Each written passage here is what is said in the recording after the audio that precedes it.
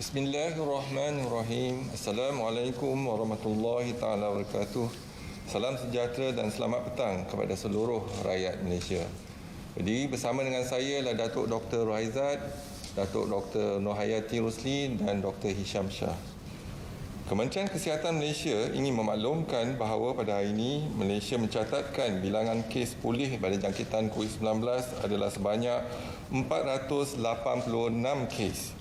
Ini menjadikan jumlah kumulatif kes yang telah pulih sepenuhnya daripada jangkitan COVID-19 adalah 15,417 kes, iaitu bersamaan dengan 64.8% daripada jumlah keseluruhan kes. Pecahan kes yang telah pulih daripada jangkitan COVID-19 mengikut negeri adalah seperti berikut. Sabah 250 kes, Selangor 109 kes, Kedah 69 kes, Pulau Pinang 30 kes, Perak 13 kes, Johor 9 kes, Sarawak 6 kes dan Terengganu 2 kes. Pada hari ini, negeri Sabah masih mencatatkan jumlah kes tertinggi iaitu 578 kes bersamaan dengan 68.2%.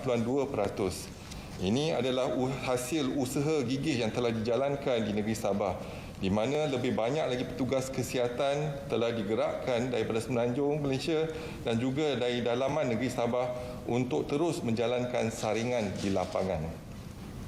Pada masa yang sama, lebih banyak ujian makmal RT-PCR telah dapat dijalankan di Sabah dan dihantar ke Semenanjung. Di samping pertambahan ujian saringan RTK antigen untuk ujian segera dijalankan di lapangan.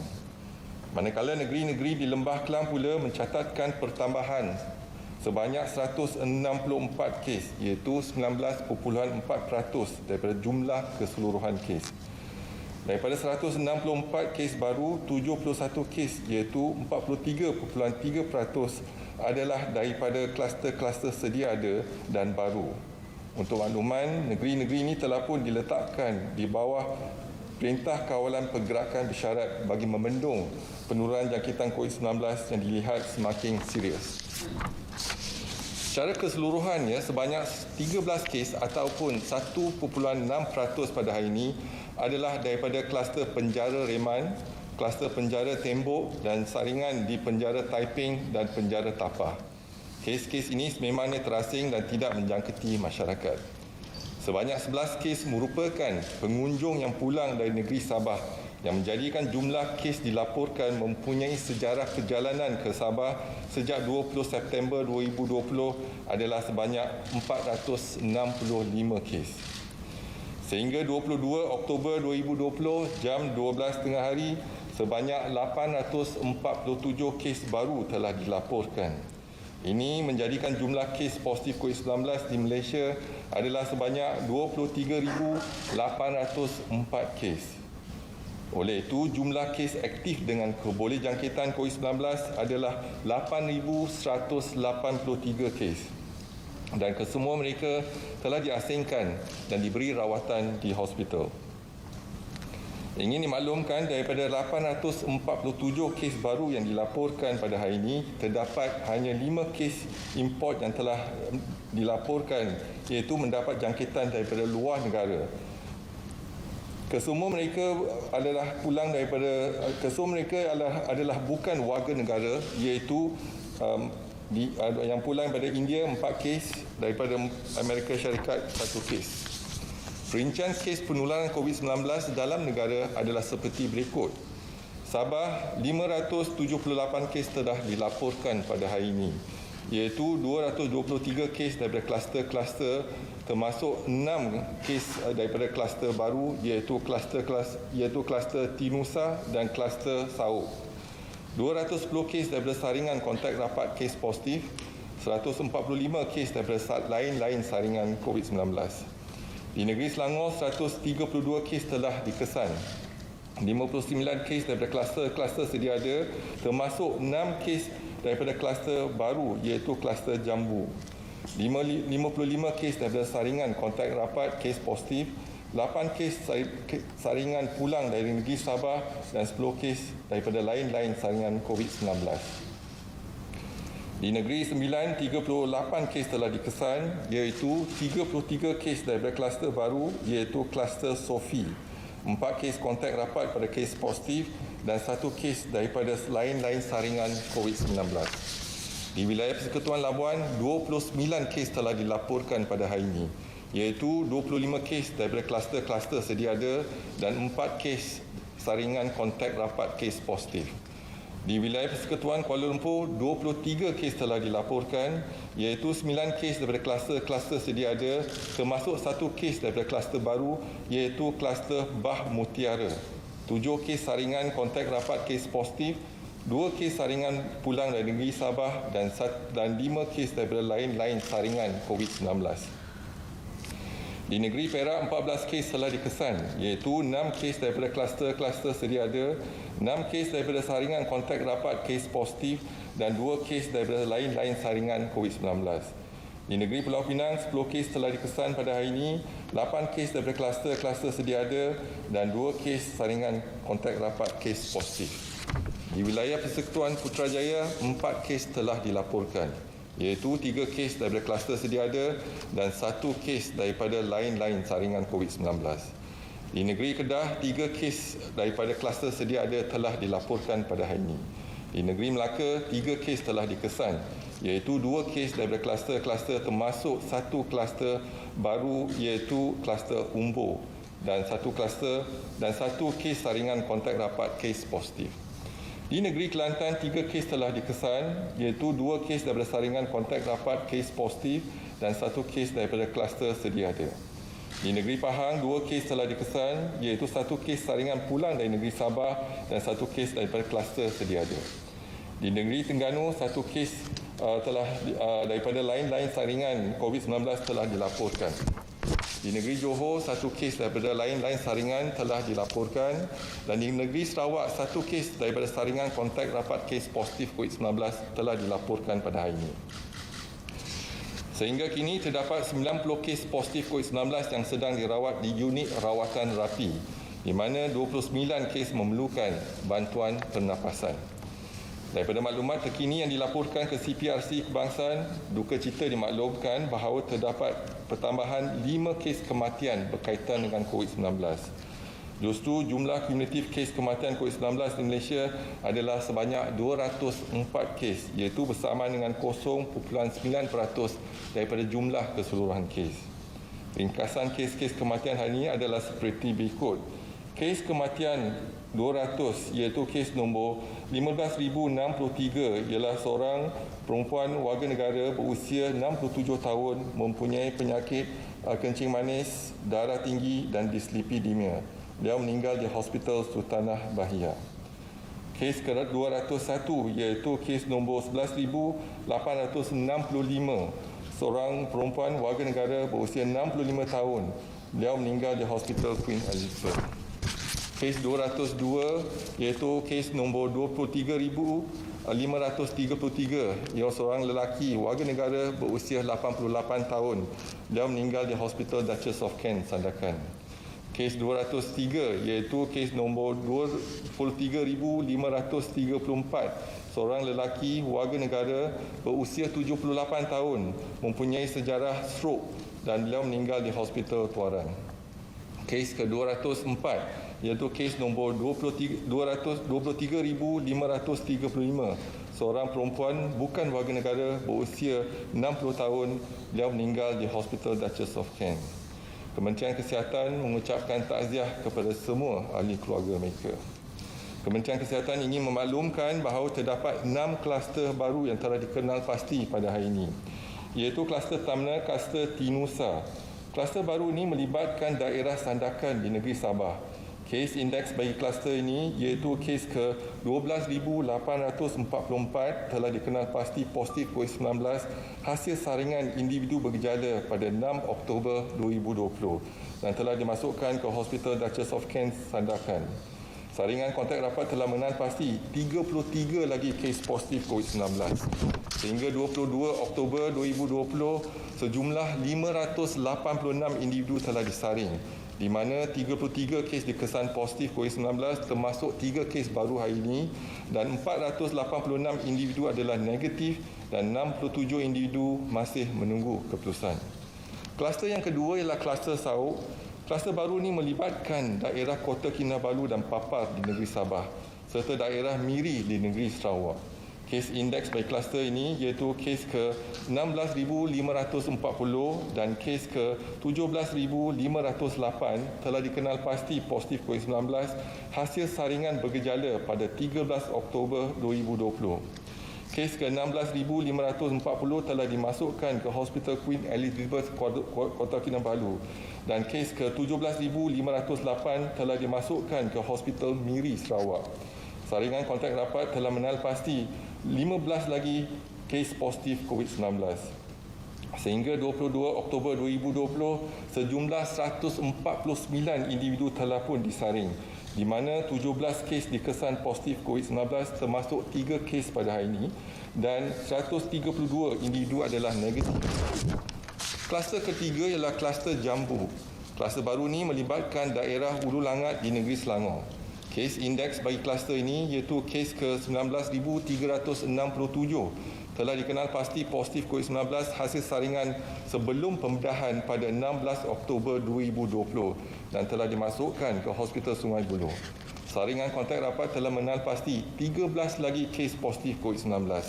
Sehingga 22 Oktober 2020, sejumlah 139 individu telah pun disaring, di mana 15 kes dikesan positif COVID-19 termasuk 6 kes baru pada hari ini dan 124 masih menunggu keputusan. Kluster keempat ialah kluster Sofi. Kluster baru ini melibatkan daerah Seremban di Negeri Sembilan. Kes indeks bagi kluster ini iaitu kes ke 22,198 telah dikenal pasti positif COVID-19 hasil saringan bergejala pada 20 Oktober 2020 dan telah dimasukkan ke Hospital Rembau.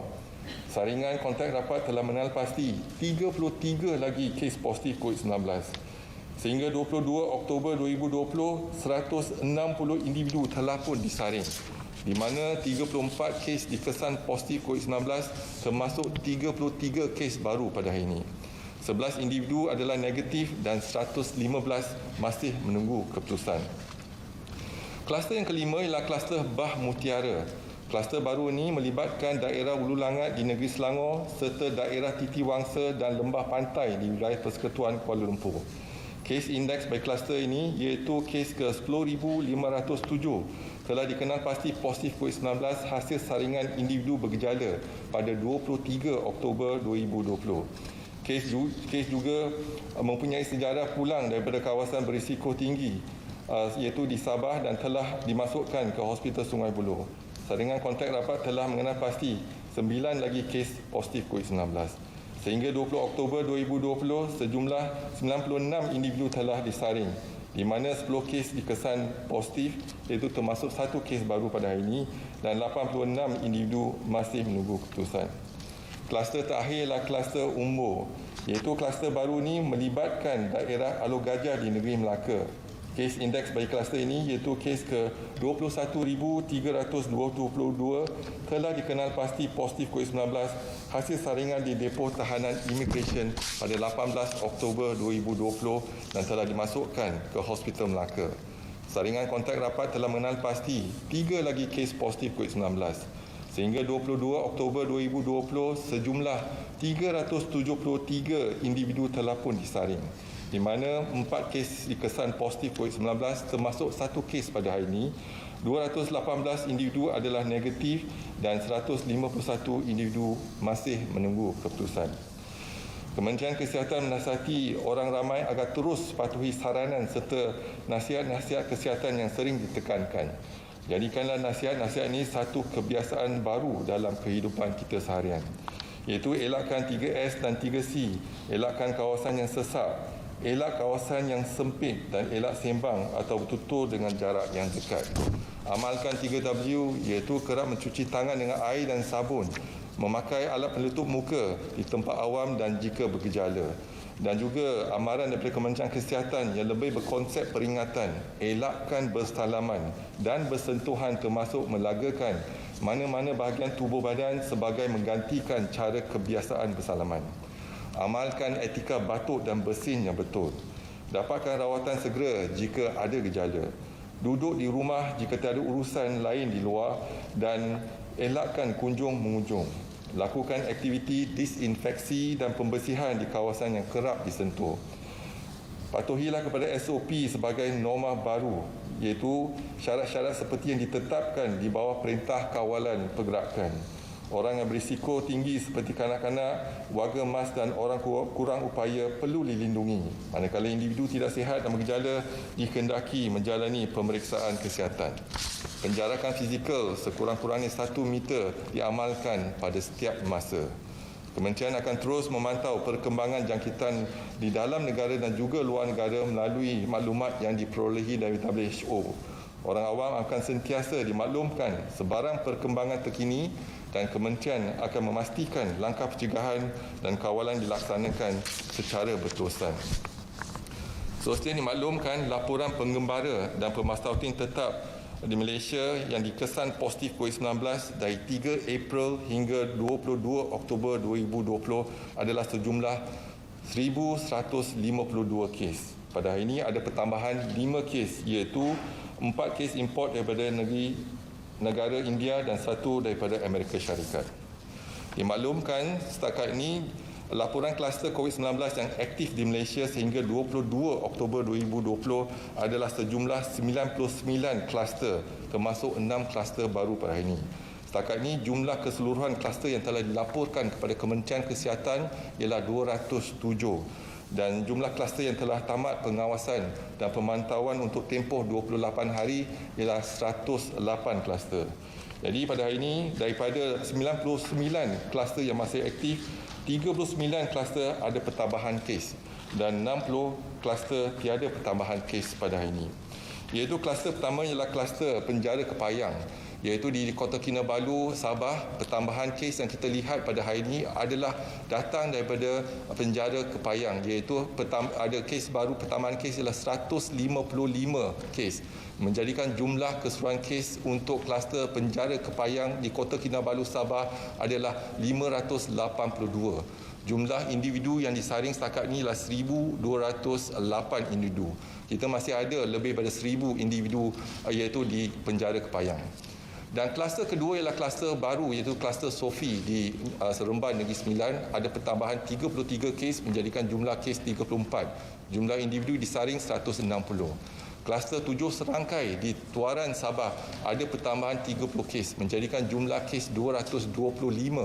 Jumlah individu yang disaring setakat ini ialah 2,655.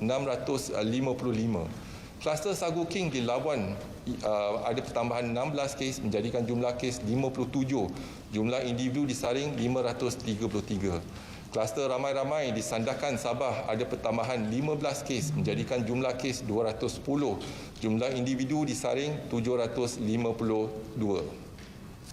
Kluster Oto ada pertambahan 10 kes menjadikan jumlah kes 84. Jumlah individu disaring adalah 697.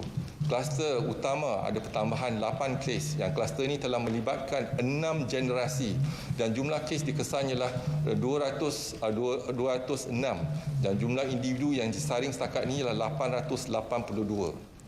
Kluster Simera ada pertambahan 8 kes menjadikan jumlah kes 75 dan jumlah individu saring ialah 872. Kluster Bah Bandel di Labuan ada pertambahan 8 kes menjadikan jumlah kes 30 dan jumlah yang disaring setakat ini ialah 645. Kluster Cahaya ada pertambahan 8 kes menjadikan jumlah kes 26. Jumlah individu saring 84. Kluster Penjara Reman ada pertambahan 6 kes menjadikan jumlah kes 407 dan kita telah pentingkatkan saringan di Penjara Reman dan setakat ini 3,991 individu telah pun disaring. Kluster Surat di Sandakan Sabah ada pertambahan 6 kes menjadikan jumlah kes 38. Jumlah individu yang disaring 173. Kluster Mebok ada pertambahan 6 kes menjadikan jumlah kes 24. Jumlah individu disaring 702. Kluster Melati ada pertambahan 6 kes menjadikan jumlah kes 15. Jumlah individu disaring 211. Kluster Jambu yang kluster baru Ulu Langat di Selangor ada pertambahan 6 kes menjadikan jumlah kes 15 dan jumlah yang disaring setakat ini ialah 139. Kluster Menara ada pertambahan 5 kes menjadikan jumlah kes 73. Jumlah individu disaring 382. Kluster Hentian di Hulu Langat, Selangor ada pertambahan 5 kes menjadikan jumlah kes 55. Jumlah individu disaring 127. Kluster Bah Manggis ada pertambahan 4 kes. Jumlah kes setakat ini ialah 64. Jumlah individu disaring 1,537. Kluster Tembok ada pertambahan 3 kes menjadikan jumlah keseluruhan 1,586 kes. Jumlah individu yang disaring di kluster Tembok di penjara ialah 7,552. Kluster Laut di Kunak, Sabah ada pertambahan 3 kes menjadikan jumlah kes 124. Jumlah individu disaring 617. Kluster Buntar ada pertambahan 3 kes menjadikan jumlah kes 40. Jumlah individu disaring ialah 547 individu. Kluster yang baru ialah kluster Tinusa di Sandakan, Sabah ada pertambahan 3 kes menjadikan jumlah kes 33. Jumlah individu disaring 586. Kluster Long ada pertambahan 3 kes menjadikan jumlah keseluruhan 21 kes. Jumlah individu disaring 301. Kluster yang baru ialah kluster Sauk di Kota Kinabalu, Sabah ada pertambahan 3 kes menjadikan jumlah kes ialah 17. Jumlah individu disaring ialah 149. Kluster Inai di Kudat, Sabah ada pertambahan 3 kes menjadikan jumlah kes 11. Jumlah individu disaring 218. Kluster Bah Kasturi ada pertambahan 2 kes menjadikan jumlah kes 28, jumlah individu saring 635. Kluster Alma ada pertambahan 2 kes menjadikan jumlah kes 28, jumlah individu disaring 276.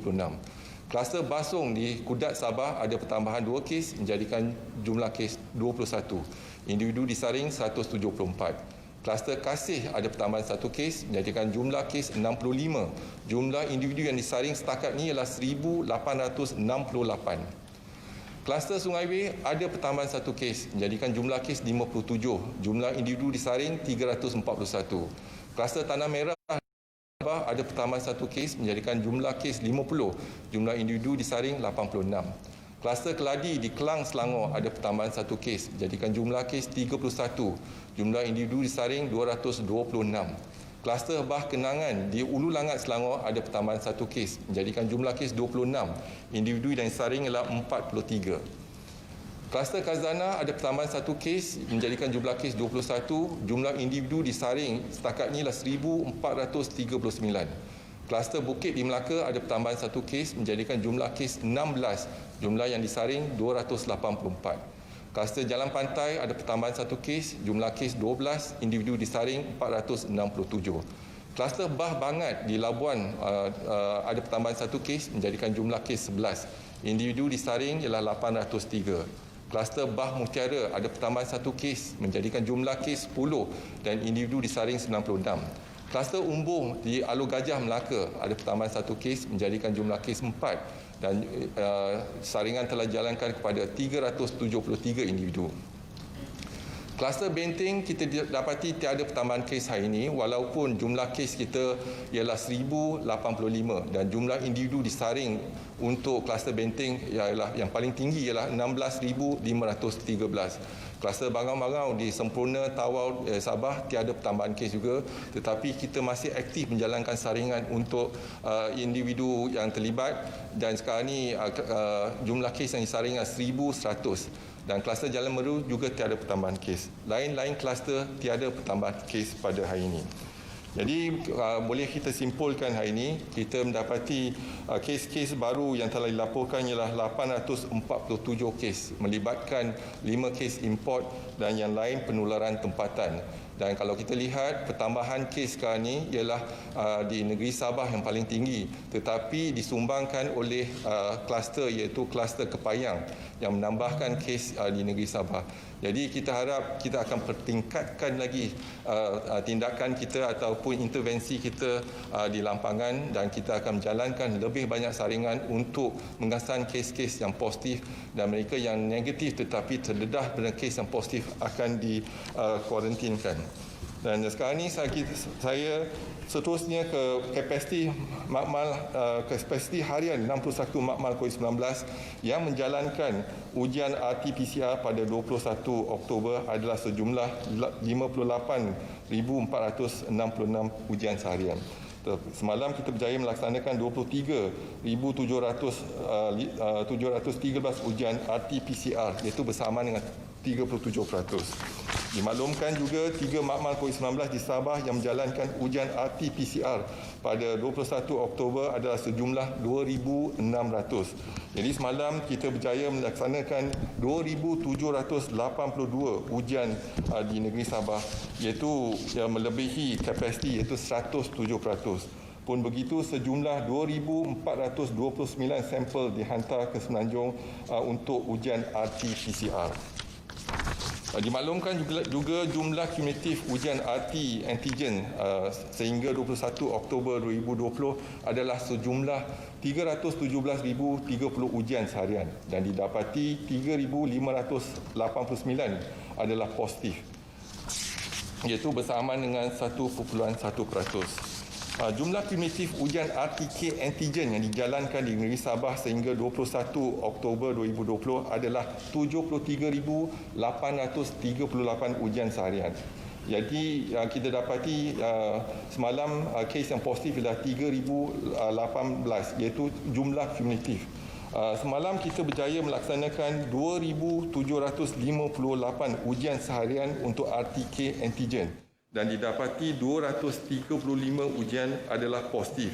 Jadi kalau kita lihat sekarang ini dengan penggunaan RTK antigen di negeri Sabah, 40% pada ujian pengesanan adalah daripada RTK antigen dan 60% adalah daripada RT-PCR. Dan saya buka kepada sebarang pertanyaan dan soalan. Silakan. Assalamualaikum Tan Sri. Saya ada dua soalan. Pertama, ada aktivis di sebuah pulau di Sabah mencadangkan agar KKM membuka pusat kuarantin di pulau ataupun di kawasan pedalaman sebagai langkah penyelesaian kepada penduduk yang di dalam yang dilema dan kurang pengetahuan berkenaan dengan COVID. Jadi adakah KKM ada perancangan ini? Dan soalan yang kedua adalah mengambil kira situasi semasa dengan kadar kebolehjangkitan yang tinggi, adakah wanita bernikab ataupun berpudah juga perlu memakai pelitup muka? Terima kasih. Terima kasih kepada dua soalan tersebut. Jadi kalau aktiviti itu mencadangkan iaitu untuk kita membuka pusat kuarantin dan rawatan risiko rendah di pulau. Jadi kita kena lihat kepada penilaian risiko kepadatan ataupun penduduk yang terlibat. Kalau ada keperluan, iaitu kalau jumlah mereka yang terlibat tu ramai, mungkin kita akan pertimbangkan. Tetapi kita kena lihat dari isu logistik juga. Jadi kalau kita bukan hanya sekadar kita buka tempat kuarantin, tetapi juga pusat rawatan risiko rendah. Jadi kita masih mengkaji, iaitu ada, InsyaAllah kita akan laksanakan. Soalan kedua iaitu mengenai isu pemakaian prudah seperti yang dimaklumkan Majlis Keselamatan Negara, kita diwajibkan memakai pelitup muka di tempat awam bermula pada 1 Ogos 2020. Dan terdapat dua jenis pelitup muka yang boleh diguna pakai untuk tujuan pencegahan, iaitu yang pertama pelitup muka perubatan dan yang kedua pelitup muka bukan perubatan.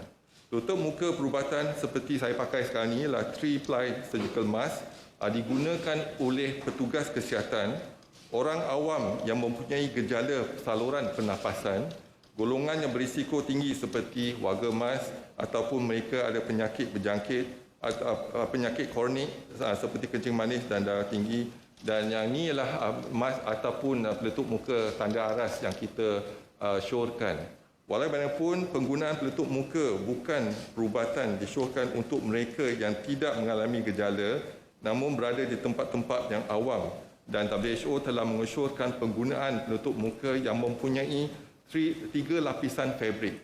Jadi kita kena ikut iaitu syur WHO, iaitu dengan pastikan ada 3 lapisan. Kalau satu lapisan tak cukup. Kalau pemakaian prudah hanya 1 lapisan tak cukup. Jadi kita syorkan mereka yang pakai prudah, dalam tu boleh pakai iaitu pelitup muka, sama ada pelitup muka fabrik ataupun pelitup muka 3-ply mask. Jadi itulah cadangan kita kepada mereka yang memakai prudah. Assalamualaikum Tan Sri. Salam. Semalam bekas Perdana Menteri New Zealand Helen Clark berkongsi pengalaman New Zealand berdepan dengan COVID-19 dan dia ada menyebut mengenai genomic sequencing yang digunakan bukan saja mencari punca jangkitan tapi juga digunakan untuk menambah baik program-program kesihatan dan pencegahan.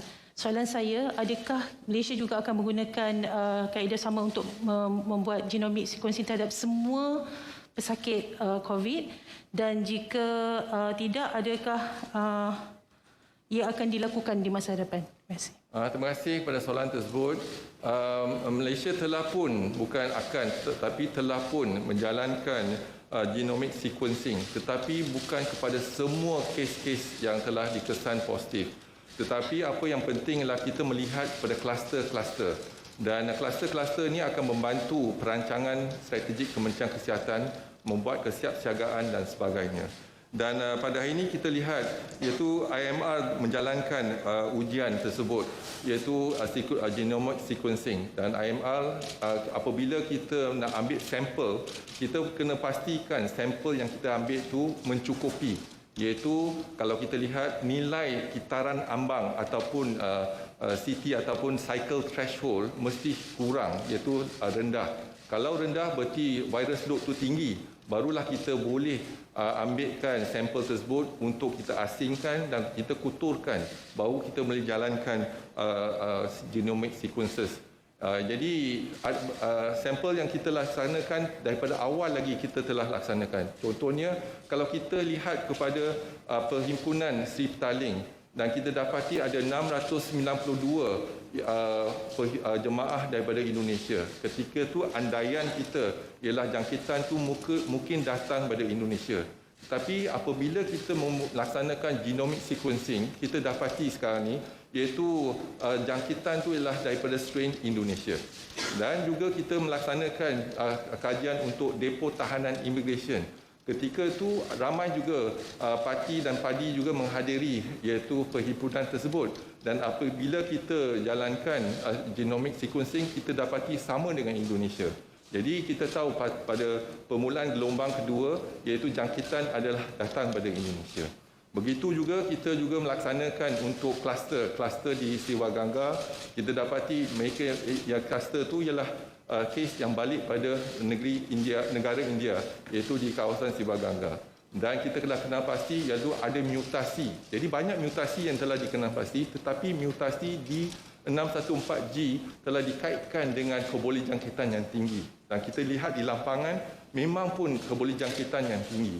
Dan daripada itu kita lihat kita menjalankan pada kluster lain, kluster Tawar. Kita lihat ada kaitan di kluster Tawar dan juga kluster sungai, iaitu berkaitan dengan D614G. Walaupun kita tak dapat epidemiologi link ataupun kaitan daripada kluster Tawar dengan kluster Siwa Gangga, tetapi dari segi genomic sequencing mengatakan ialah virus itu adalah virus yang sama, ciri-ciri yang sama. Tetapi virus ini berbeza dengan kluster Ulu Tiram yang mana iaitu ahli gereja yang pulang dari Manila, dan dia ada juga mutasi D614G, tetapi ciri-ciri berbeza dengan yang Siwa Gangga. Dan hari ini kita lihat di negeri Sabah kita dah laksanakan untuk kluster Benteng Lahad Datu, iaitu 23 sampel yang telah kita asingkan, dan kita telah pun dapati genomic sequencing itu menunjuk kepada mutasi yang datang daripada Filipina dan juga dari Indonesia, tetapi berbeza dengan yang di negeri Kedah. Apa yang pasti ialah yang genomic sequencing tak membantu kita untuk membendung penularan COVID-19. Tetapi apa yang kita dapat tahu ialah daripada lokasi tersebut dan juga kesiapsiagaan kita, iaitu tindakan perancangan kita, bagaimana kita kena kawal kalau mutasi ini lebih tinggi keboleh jangkitan dan sebagainya. Jadi hasil ini kita masih menggunakan, telah menggunakan lama dah daripada gelombang kedua lagi menggunakan genomic sequence. Tetapi dia memakan jangka masa yang agak panjang, 2-3 minggu sebelum kita boleh kenal pasti satu-satu mutasi dan sebagainya. Ini membantu kita dalam perancangan kita untuk meningkatkan kesiapsiagaan kita. Jadi kita melihat pada kluster dan juga daripada strain-strain tertentu, ini membantu untuk kita mendapat lebih maklumat mengenai sifat-sifat virus tersebut. Terima kasih. Salam Tan Sri. Soalan saya, sejak kebelakangan ini kita dapat lihat penularan berlaku di sekolah, contohnya di Pulau Pinang, Perak dan terbaru di Negeri Sembilan. Bagaimanakah jangkitan ini berlaku dan adakah ia berkaitan dengan kluster yang sedia ada? Adakah KKM akan mengikuti semula SOP dalam sekolah apabila ia dibuka nanti? Terima kasih atas soalan tersebut. Jangkitan virus COVID-19 berlaku kalau kita ada perhimpunan ataupun tiada penjarakan. Jadi kita bagi ruang kepada virus tersebut untuk menjangkiti. Jadi bila ada perhimpunan, ada kemungkinan ataupun risiko dijangkiti. Jangkitan berlaku kalau ada seorang yang membawa virus tersebut, sama ada bergejala ataupun tidak bergejala. Dan biasa dia berlaku kerana ada daripada kluster yang telah dijangkiti ataupun daripada ahli keluarga yang telah dijangkiti ataupun secara sporadik. Ini yang kita tahu cara virus itu menyebar. Tetapi kalau menyebar dalam sekolah, jadi kita kena lihat kepada SOP di sekolah. Jadi SOP sekolah telah pun dikeluarkan oleh Kementerian Pelajaran dan kita harap dapat diamalkan, dipatuh di sekolah-sekolah. Contohnya beratur dalam kantin dan sebagainya kita telah lihat. Jadi tak ada kesesakan dalam sekolah. Kita cuba elakkan iaitu perhimpunan ataupun iaitu penjarakan, amalkan penjarakan sekurang-kurang 1 meter kalau boleh.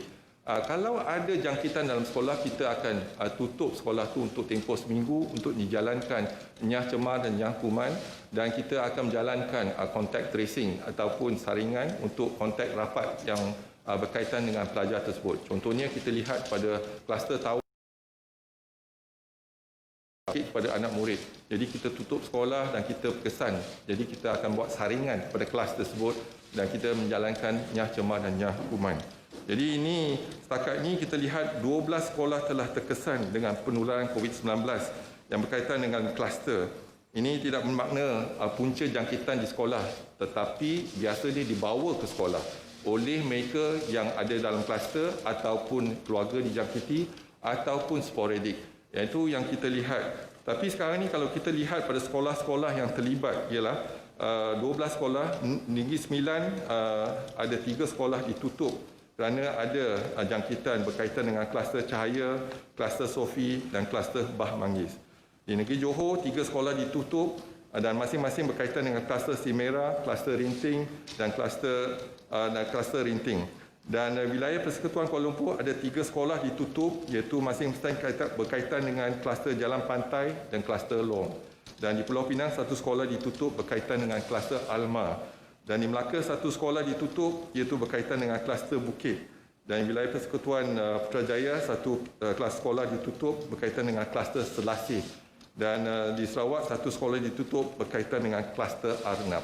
Jadi kalau ada student ataupun murid sekolah dijangkiti, kita tutup sekolah itu untuk tempoh seminggu untuk kita menjalankan aktiviti nyah cemar, nyah kuman dan juga saringan kepada murid-murid yang di dalam sekolah tersebut. Itulah aktiviti yang kita laksanakan. Tan Sri, berkenaan dengan genomic sequencing tadi, Tan Sri kata virus bagi kluster Sri Petaling strainnya daripada Indonesia. Jadi boleh Tan Sri terangkan bagaimana ciri-ciri virus ni dan adakah ia bermutasi dan sebagainya, memandangkan KKM memerlukan masa berbulan-bulan untuk membendungnya. Terima kasih. Terima kasih. Jadi kalau kita lihat pada peringkat awal, ada 3 strain yang telah dikenal pasti. Strain A, strain B dan strain C. Strain B ialah di Wuhan, strain A ialah di Amerika Syarikat dan strain C yang kita kenal pasti ialah datang daripada Indonesia. Jadi sekarang ni kita kenal pasti strain dan apabila kita kenal pasti strain, kita juga lihat pada ada mutasi. Jadi sebenarnya banyak mutasi telah dikenal pasti, tetapi mutasi yang ada kesan kepada kita, contohnya kebolehjangkitan yang tinggi yang telah dilaporkan di makmal dan sebagainya. Jadi kita lihat kalau contohnya ialah di 614G, iaitu kita kenal pasti iaitu kebolehjangkitan tinggi tetapi kematian tu tak tinggi, iaitu kadar kematian masih sama, tetapi sekarang ni kita dapati banyak lagi mutasi di 614 telah menggantikan virus yang link iaitu yang mula pada tahun lepas. Jadi sekarang ni mutasi yang datang yang menggantikan virus yang lepas tu. Jadi setakat ini kita dah pastikan ada 3 negeri, iaitu di Kedah, di Sabah dan juga di Johor. Besar kemungkinan mereka yang balik dari negeri Sabah juga membawa virus tersebut di negeri Selangor. Tapi kita sedang jalankan iaitu pengasingan dan juga kutur virus tersebut. Kalau kita boleh buktikan virus tersebut iaitu datang pada negeri Sabah contohnya. Jadi ciri-ciri dia berbeza. Jadi kita akan kenal pasti mutasi di mana dan berbeza daripada Kedah dan juga di Johor.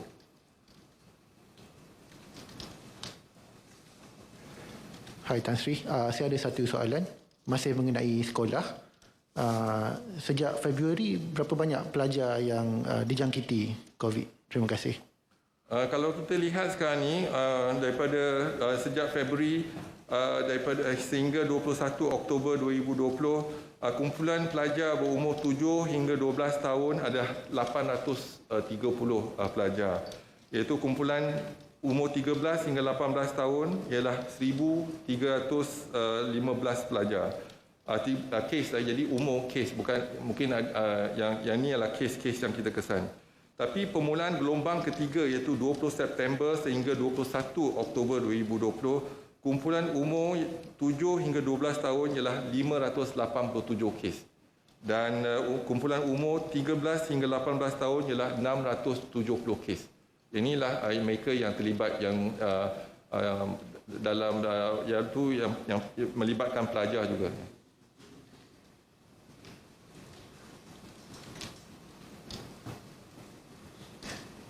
Good evening, Tan Sri. It has been reported that there are 23 cases detected in PJ Pelangi, Damansara Flat Block B. And based on the locality itself, because the flat itself, there are some residents or maybe there are workers in one of the mall linked to the Utama cluster. Are there cases linked to Utama cluster 23, among these 23 cases? And why did KKM started the screening and testing yesterday at the flag? Thank you. Thank you for the question. When we look into the Utama cluster, for example, the case index may occur in the mall, for example, and in fact, the workers and etc. So, and also now in Utama cluster, already 6th generation. That means the infection is no more in the mall, but at home or even in the community. So because there's actually a complaint or even case positive in the community, our Ministry of Health is doing some community surveillance as well. So, for example, there's actually a condo that's been identified. There's one positive case. So we also will do the screening whether the community is involved. So if the community is involved, then the active case screening will be done in that community and that condo. So we are looking at locality. So we sample in the nearby community those who have positive cases.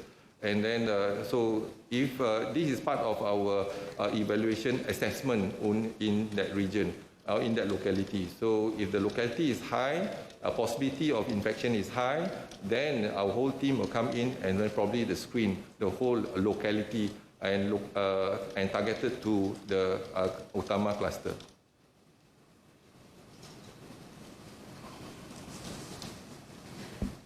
Selamat petang.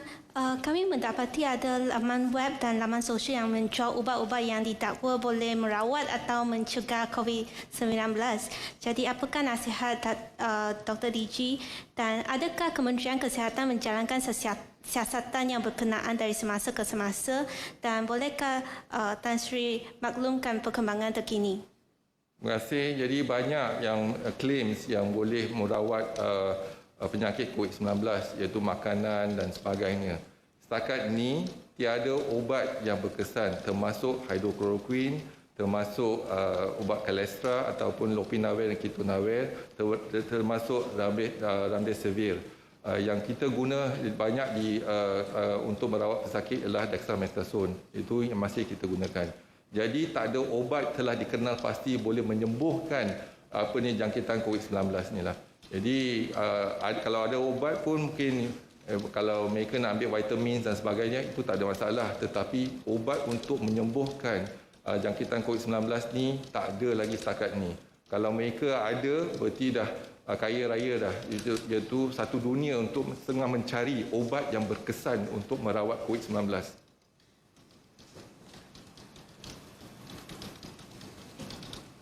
Sorry, Tan Sri, just to confirm, so is the Pelangi flag has any link to Utama cluster? That's why KKM started the screening. Thank you. We do not identify or even announce, so we are doing the screening. It's like because one of the reasons that there's a lot of pressure for KKM to announce the locality, the family or the individual, because we do not want to create stigmatization in that region. What is more important, for example, a restaurant, there is a case positive, or a school, there is a case positive, we will close down the school, we will do the sanitization and disinfection for the school, and then you resume back next week. But the point we are trying to avoid, like a mall and etc., is the stigmatization. Once you have a case there, you do not want to go to that school or that condo or that mall, because of the fear. So if we understand better in terms of the science, then we know that things have been done, whether it's a restaurant or etc. So I think we try to avoid stigmatization. So we will do our best in terms of if there's a case, we will do our best and we will clean up the area. But we do not want stigmatization of the restaurant, of the mall, or even the condo. So I don't mention name, right? So kalau tak ada lagi soalan, sekali lagi saya ingin memperingatkan diri saya dan Kementerian Kesihatan untuk patuh kepada SOP. Setiap daripada kita ada SOP masing-masing dalam kita melaksanakan tugas kita. Kalau kita tak patuh kepada SOP, apa akan berlaku? Kita mungkin dijangkiti COVID-19. Ataupun kita ada masalah-masalah dan kekangan dalam kita menjalankan tugas. Dan yang kita juga menasihati rakyat Malaysia untuk patuh kepada SOP. Kalau boleh duduk di rumah untuk tempoh 2 minggu. 2 minggu cukup untuk kita memutuskan rantaian jangkitan COVID-19. Kalau terpaksa keluar, jadi pastikan kita pakai penutup muka, amalkan penjarakan sekurang-kurang 1 meter, jangan bagi peluang virus tersebut untuk menjangkiti. Kalau ke tempat yang sesak ataupun tempat yang sempit, inilah satu keadaan yang mana virus tu mudah menjangkiti. Jadi kita jaga keluarga kita jaga masyarakat dan juga negara kita. InsyaAllah kita boleh putuskan jangkitan COVID-19 negara kita kalau kita ambil tindakan iaitu mengamalkan ataupun duduk di rumah kalau tiada urusan penting di luar. Sekian, wabillahi taufiq wa hidayah. Wassalamualaikum warahmatullahi taala wabarakatuh.